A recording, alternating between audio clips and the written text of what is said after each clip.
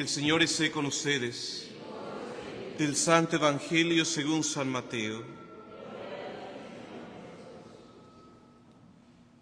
En aquel tiempo Jesús subió de nuevo a la barca, pasó a la otra orilla del lago y llegó a Cafarnaúm, su ciudad. En eso trajeron a donde él estaba a un paralítico postrado en una camilla. Viendo Jesús la fe de aquellos hombres, le dijo al paralítico: «Ten confianza, hijo, se te perdonan tus pecados». Al oír esto, algunos escribas pensaron: «Este hombre está blasfemando». Pero Jesús, conociendo sus pensamientos, les dijo: «¿Por qué piensan mal en sus corazones? ¿Qué es más fácil decir: se te perdonan tus pecados, o decir: levántate y anda? Pues para que sepan que el Hijo del Hombre tiene poder en la tierra para perdonar los pecados». Le dijo entonces al paralítico: «Levántate, toma tu camilla y vete a tu casa». Él se levantó y se fue a su casa. Al ver esto, la gente se llenó de temor y glorificó a Dios, que había dado tanto poder a los hombres. Palabra del Señor. Siéntense un momento, por favor. Hermanos, el Evangelio de hoy, si pusimos atención, es bellísimo y tendría muchas partes, aspectos, acciones que meditar y que analizar para nuestra vida. Pero hoy solamente quiero poner sobre la mesa 3 reflexiones del Evangelio de hoy. Número 1, aprender a ser nosotros mismos instrumento de Dios. 2, mirar nuestra propia vida con los ojos de Dios. Y 3, aprender a confiar siempre en Dios. En primer lugar, ser instrumentos de Dios. Hoy el Evangelio nos habla acerca de un hombre que está paralítico, es decir, no puede moverse, tiene paralizado su cuerpo y en su enfermedad no puede desplazarse. Sin embargo, vemos cómo la acción de sus amigos, de gente buena, la fe de otros, hacen que lo lleven ante aquel que puede curarlo: Jesús. Todos nosotros conocemos a personas que están pasando algún problema, alguna dificultad.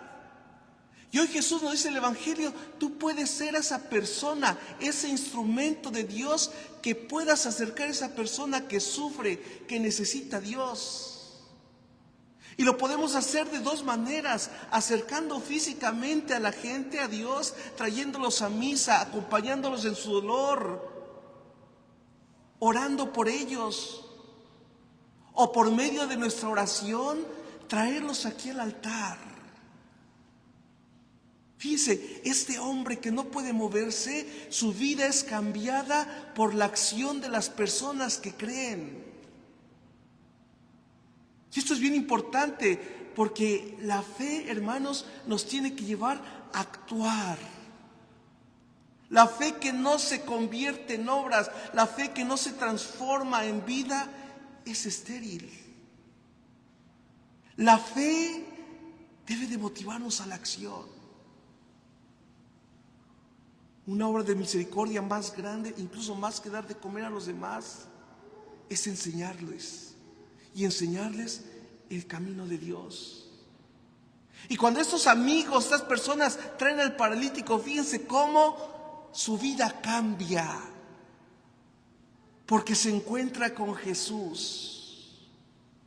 Y aquí entra la segunda idea: debemos de aprender a mirar con los ojos de Dios. Estas personas lo llevan porque está paralítico, evidentemente quieren que Jesús lo sane. Pero lo primero que hace Jesús, más que sanarlo, le perdona sus pecados. ¿Por qué? Porque a los ojos de Dios lo que más necesita este hombre no es la salud física, sino la sanidad en su cuerpo. Por eso les dije al principio, tenemos nosotros que aprender a mirar con los ojos de Dios, aprender o tratar de ver qué es lo que más necesitamos, no conforme a nuestras necesidades, que muchas veces son humanas, Fíjense normalmente qué piden las personas, qué pedimos nosotros en nuestra oración: que me vaya bien, que me dé salud, que me proteja de todo mal. Pero ¿cuántas veces hemos pedido, por ejemplo, a Dios que nos conceda la gracia de reconocer con claridad todos nuestros pecados? Que nos dé el Señor la gracia de una sincera conversión, de hacer verdaderamente un cambio en nuestras vidas. ¿Cuándo le hemos pedido a Dios la gracia de morir no en pecado, sino en gracia de Dios? Y nos vamos a dar cuenta que a lo mejor nunca lo hemos pedido. ¿Cuántas veces le hemos pedido a Dios la gracia de entender, de descubrir que verdaderamente Él está en la Eucaristía? ¿Cuánto le hemos pedido a Dios la gracia de poder hacer verdaderamente una experiencia de Dios en nuestro corazón? Y fíjense, aquí está otra respuesta. Muchas veces sentimos que Dios no escucha nuestra oración porque no nos da lo que le pedimos. Pero no nos damos cuenta que Dios nos da muchas cosas que no somos capaces de pedirle. La misma vida hoy. ¿Quién de ustedes pidió amanecer hoy? ¿Quién dijo: Señor, quiero ver durante este día? Y tenemos vista, y podemos respirar, y podemos hablar, y podemos caminar.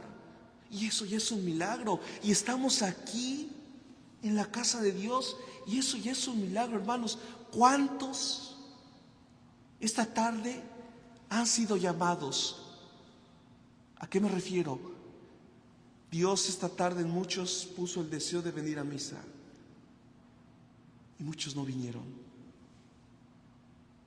porque no aceptaron ese llamado en su corazón, por la razón que ustedes quieran. Y ustedes están aquí, y eso ya es un milagro. Y cuando el paralítico se encuentra con Jesús, su vida cambia. Y ahí Jesús muestra que es Dios. Porque Jesús dice: tus pecados te son perdonados. Y los que estaban ahí se escandalizan. ¿Cómo puede decir este hombre? Está blasfemando. ¿Qué es blasfemar? Hablar en contra de Dios. ¿Por qué? En la mentalidad judía, el único que puede perdonar los pecados es ¿quién? Dios. ¿Cuál es la respuesta de Jesús?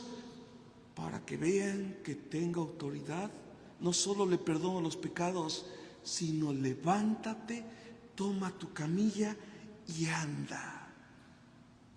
Y es la tercera idea del Evangelio de hoy que quiero compartirles. Hay que aprender a confiar siempre en Dios, que Él te va a dar lo que Él sabe que tú necesitas. Ojo, lo que Él sabe, no lo que tú piensas que tú necesitas, sino lo que Él sabe que tú necesitas en su tiempo oportuno. La primera palabra que Jesús le dice al paralítico es: ten confianza. Hoy, en tu dolor, en tu pena, en tu necesidad, en lo que traigas en tu corazón, Jesús te dice: ten confianza. En otras palabras, pon en el Señor aquello que te abruma, aquello que te impide ser feliz, aquello que te quita la paz. Que el Señor, hermanos, a ustedes y a mí, nos quite esta parálisis del corazón y del alma, que nos impide verdaderamente encontrarnos con Dios. Y al mismo tiempo pidámosle que a ustedes y a mí nos haga instrumentos para poder acercar a nuestros hermanos a Dios, físicamente al templo, pero también espiritualmente en estos momentos, traer espiritualmente las intenciones de tanta gente que necesita de Dios. Pienso en estos 3 hermanos nuestros difuntos. Yo pienso también, por ejemplo, en nuestros más de 52 hermanos migrantes que murieron antier en San Antonio, Texas. Mexicanos, guatemaltecos, hondureños, jóvenes, niños, mujeres, que venían buscando un sueño, y que dejando todo encontraron la muerte. Y al mismo tiempo, para todos ustedes y para mí tiene que ser, de verdad, hermanos, se los digo, un llamado de atención. Hemos venido a esta tierra y gracias a Dios la mayoría vivimos mejor, pero a veces somos ingratos. Se nos olvida que Dios ha sido bueno con nosotros y que muchos de nuestros hermanos se quedaron en el camino. Hoy pidámosle al Señor por el eterno descanso de estos hermanos fallecidos y démosle gracias al Señor. Hay un video, un audio, lo coloqué en el grupo de hispanos guadalupanos de la parroquia. Es la conversación de los últimos instantes, donde uno de ellos estaba pidiendo ayuda al 911. Y es triste escuchar cómo están agonizando, pidiendo ayuda, sofocándose. 150 grados Fahrenheit había en el interior de la caja del tráiler. 150 grados Fahrenheit.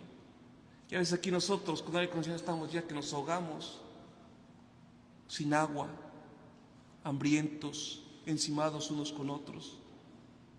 Que Dios tenga misericordia de ellos y a nosotros nos conceda valorar lo que tenemos, mucho, poco, hermanos. Estamos vivos, tenemos donde reclinar la cabeza. Pidamos al Señor perdón por las veces que nos quejamos por lo que no tenemos y no reconocemos lo mucho que ya hemos recibido. Que el Señor así nos los conceda.